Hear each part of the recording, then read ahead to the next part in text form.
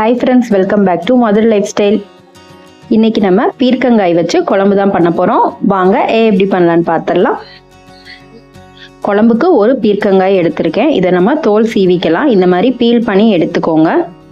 Feel பண்ணி எடுத்ததுக்கப்புறம் சென்டராக கட் பண்ணிவிட்டு உள்ளே இருக்க சீட்ஸ் எல்லாம் நம்ம ரிமூவ் பண்ணிக்கலாம்.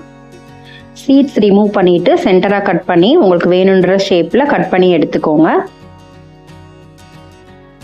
நெக்ஸ்ட்டு நம்ம குழம்பு ரெடி பண்ண ஆரம்பிக்கலாம். ஒரு கடாயில் நல்லெண்ணெய் ஊற்றிட்டு கடுகு தாளிச்சிக்கோங்க.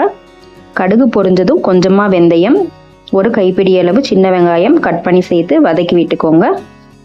ஒரு கொத்து கருவேப்பிலை சேர்த்துக்கலாம். 4-5 பூண்டு கட் பண்ணி சேர்த்துக்கலாம். வெங்காயம் பூண்டு எண்ணெயில் வதங்கினதும் நம்ம 4-5 மீடியம் சைஸ் தக்காளியை மிக்சி ஜாரில் பிளெண்ட் பண்ணி சேர்த்துக்கலாம். குழம்புக்கு புளி எதுவும் கரைச்சி ஊற்ற போகிறதில்ல, தக்காளி மட்டும்தான்.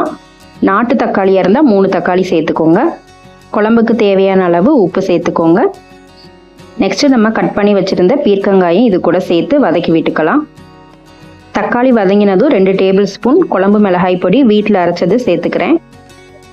குழம்பு பொடி சேர்த்துட்டு தேவையான அளவு தண்ணி சேர்த்துக்கோங்க.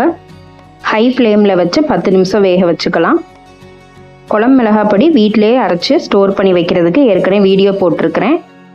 பார்க்காதவங்க வீடியோ எண்டில் லிங்க் கொடுக்குறேன், செக் பண்ணிக்கோங்க. அவ்வளோதான், குழம்பு நல்லா கொதிச்சு ரெடி ஆயிடுச்சு. நமக்கு சூப்பரான பீர்க்கங்காய் குழம்பு ரெடி பண்ணியாச்சு. சைடிஷ்க்கு பீன்ஸ் கேரட் பொரியல் பண்ணியிருக்கிறேன். ஒரு கடாயில் கடலெண்ணெய் சேர்த்துட்டு கொஞ்சமாக கடுகு, கருவேப்பிலை,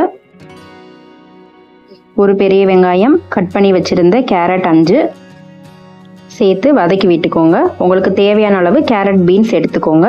கேரட் 2 வதக்கினதுக்கப்புறம் கட் பண்ணி வச்சுருந்த பீன்ஸ் சேர்த்துக்கலாம். காய் வேகிறதுக்கு தேவையான அளவு உப்பு சேர்த்துட்டு வதக்கி விட்டுக்கலாம்.